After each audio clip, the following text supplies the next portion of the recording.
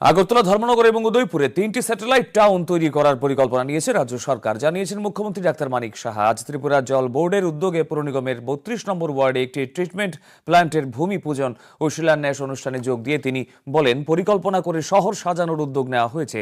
এই ট্রিটমেন্ট প্ল্যান্টের কাজ শেষ হলে আগরতলা শহরে 1000 বাড়িতে পাইপলাইনের মাধ্যমে পানীয় জল পৌঁছে দেওয়া সম্ভব হবে। আগরতলার নেতাজি আদর্শ শিক্ষা মন্দির প্রাঙ্গণে 22 কোটি টাকা ব্যয়ে প্রকল্পটি তৈরি করা হবে।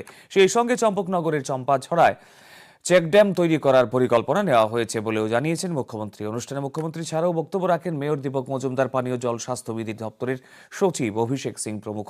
এদিন অনুষ্ঠানে স্বসহায়ক দলের 3 জন মহিলাকে পুরস্কৃত করা হয়। 3টা স্যাটেলাইট টাউন করছে এখন, একটা আগরতলা, আরেকটা ধর্মনগর, আরেকটা আমরা উদয়পুর 3টা জায়গায় আমরা করছি। তো সেখানে প্ল্যানিং ওয়েতে বর্তমানের যে চাহিদা সেই অনুযায়ী কিন্তু সেই প্ল্যান, সেখানে সব কিছু নর্মাল যা যা আধুনিক যে সিটি করার ক্ষেত্রে যা যা দরকার তাই হবে। এবং বিশেষ যে প্রকল্পগুলো, সে ইন্টিগ্রেটেড কমান্ড সেন্টার, উজ্জয়ন্ত প্যালেসের সংস্কার, এমবিবি লেকের নতুন করে সাজানো সংস্কার, প্রতিদিন 8 মিলিয়ন লিটার ক্ষমতা সম্পন্ন sewage treatment plant, very important এটা।